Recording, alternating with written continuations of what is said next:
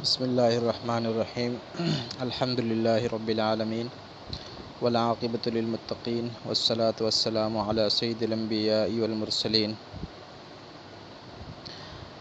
آسان فقہ برائے خواتین کورس کے سلسلے میں آج ایک اور سبق کے ساتھ آپ کی خدمت میں حاضر ہیں۔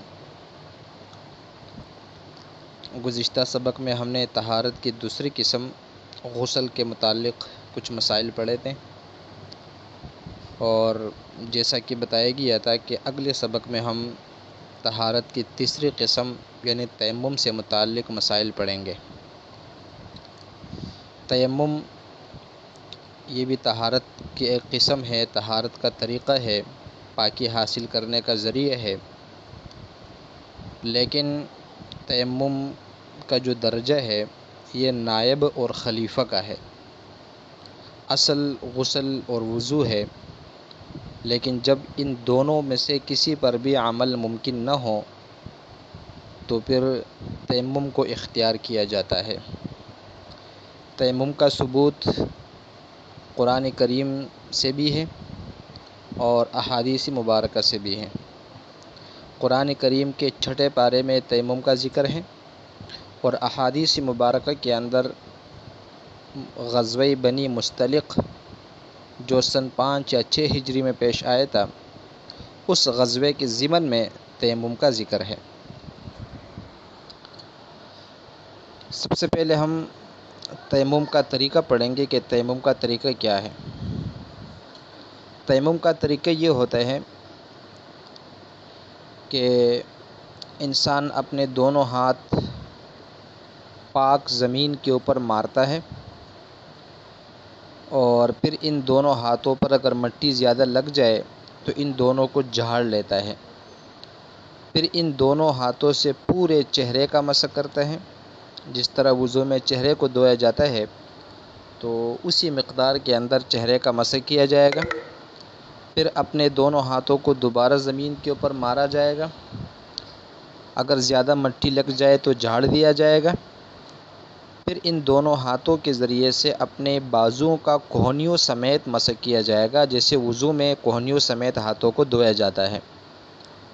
یہ 2 ضربیں جن کو 2 ضربیں کہا جاتا ہے، یہ تیمم کے اندر فرض ہے۔ اگر چہرے میں یا ہاتھوں میں ناخن کے برابر بھی کوئی جگہ چھوٹ گئی ہو تو تیمم نہیں ہوگا۔ اسی طرح اگر تیمم کے دوران انگوٹھی پہنی ہے تو اسے اتار دینا چاہیے تاکہ کوئی جگہ چھوٹ نہ جائے۔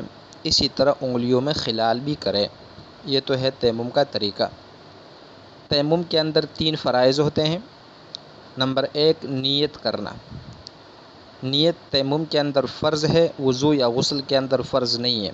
فرق یہ ہے کہ وضو یا غسل پانی کے ذریعے کیا جاتا ہے، اور پانی خود پاک ہے، اسے پاک کرنے کے لیے نیت کی ضرورت نہیں ہوتی، جبکہ تیمم مٹی سے کیا جاتا ہے یا جو چیز مٹی کے حکم میں ہو، اور یہ چیزیں پاک نہیں ہیں تو ان کو پاک کرنے کے لیے اس میں طہارت کی صفت پیدا کرنے کے لیے نیت کی جاتی ہے، لہٰذا تیمم کے اندر نیت یہ شرط ہے، فرض ہے۔ تو تیمم کی پہلی شرط نیت ہے۔ اب نیت کیسے کریں؟ تو اس کے 2 طریقے ہیں۔ یا تو ہے کہ اپنے دل میں بس اتنا ارادہ کر لے کہ میں پاک ہونے کے لیے تیمم کرتا ہوں۔ دوسرا طریقہ یہ ہے کہ یہ نیت کرے کہ میں نماز پڑھنے کے لیے تیمم کرتا ہوں۔ دونوں صورتوں میں تیمم ہو جائے گا۔ اس کے ساتھ یہ کہنا کہ میں وضو کے لیے تیمم کرتا ہوں یا غسل کے لیے تیمم کرتا ہوں، اس کی کوئی ضرورت نہیں ہوتی۔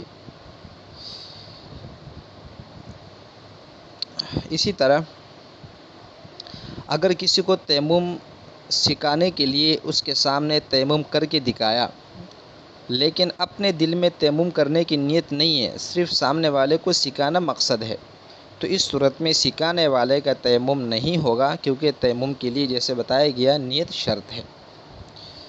اب تیمم کون سے مواقع پر کیا جاتا ہے، کب تیمم کریں گے؟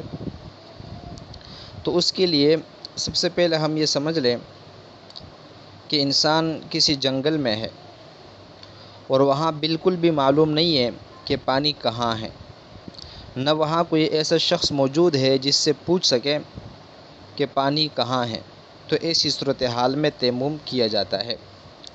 اگر وہاں کوئی آدمی مل گیا اور اس نے بتایا کہ 1 میل کے اندر اندر پانی معلوم موجود ہے، اور اس آدمی کا غالبی گمان یہ ہے کہ یہ آدمی سچ کہہ رہا ہے، یا آدمی تو نہیں ملا لیکن کسی نشانے سے خود اس کا دل یہ کہتا ہے کہ یہاں سے 1 میل کے اندر اندر مجھے پانی مل سکتا ہے، تو ایسی صورت میں پانی تلاش کرنا اور پھر اس پانی سے وضو کرنا ضروری ہوگا، بشرطے کہ پانی تلاش کرنے میں زیادہ تکلیف اور زیادہ حرج نہ ہو۔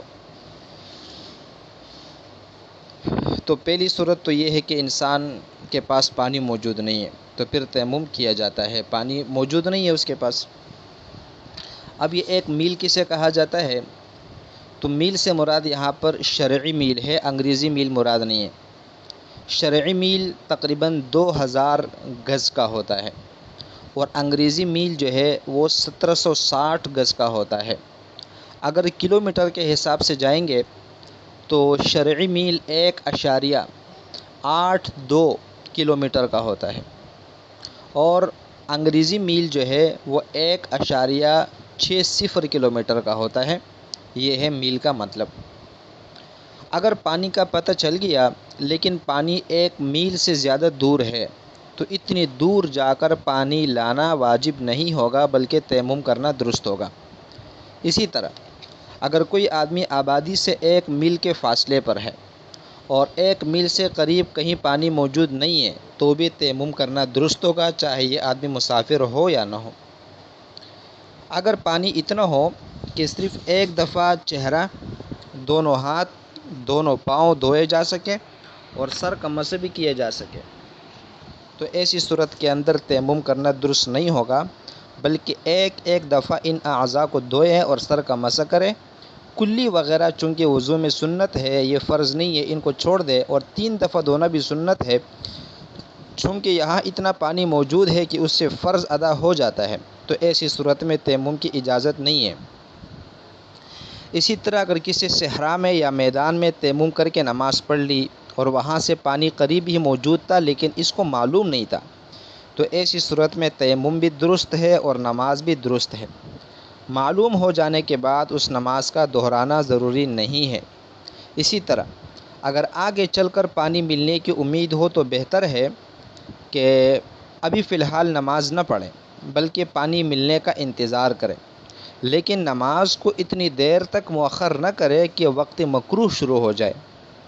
اگر اس شخص نے پانی کا انتظار نہیں کیا، اولی وقت میں ہی نماز پڑھ لی، تب بھی درست ہے، لیکن بہتر یہ ہے کہ نماز کو آخری وقت تک کے لیے مؤخر کرے۔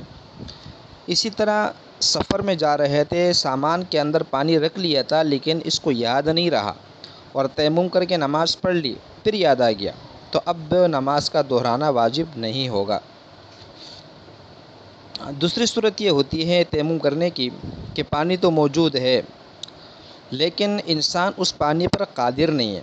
مثال کے طور پر کنویں سے پانی نکالنے کے لیے کوئی ڈول موجود نہیں ہے، کوئی ایسا کپڑا بھی نہیں ہے جس کو کنویں میں ڈال کر تر کیا جائے اور پھر اسے نچوڑ کر اس سے وضو کیا جائے، یا پانی مٹکے وغیرہ میں ہو اور کوئی چیز پانی نکالنے کی موجود ہی نہیں ہے، اور اس مٹکے کو جھکا کر بھی پانی نہیں لیا جا سکتا، ہاتھ بھی ناپاک ہے، اور کوئی دوسرا شخص بھی وہاں موجود نہیں ہے جو پانی نکال کر دے دے یا اس کے ہاتھوں کو دھو لے، تو ان تمام کے تمام صورتوں میں تیمم درست ہے۔ یا انسان ایسی جگہ پر ہے کہ جہاں پانی پیسوں میں ملتا ہے، تو اگر کسی کے پاس پانی خریدنے کے لیے پیسے نہیں ہیں تو ایسی صورت میں تیمم کرنا درست ہے۔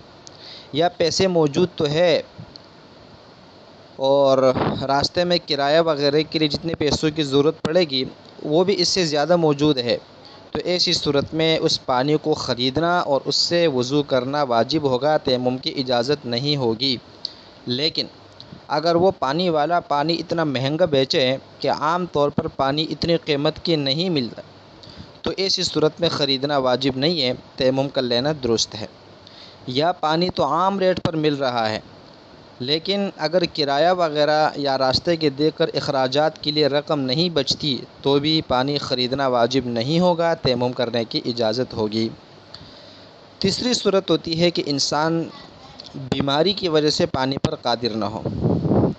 اگر بیماری کی وجہ سے پانی سے نقصان ہوتا ہے یا یہ کہ اگر وضو یا غسل کرے گا تو موجودہ بیماری بڑھ جائے گی یا ٹھیک ہونے میں زیادہ وقت لگے گا، ان تمام صورتوں میں تیمم درست ہے۔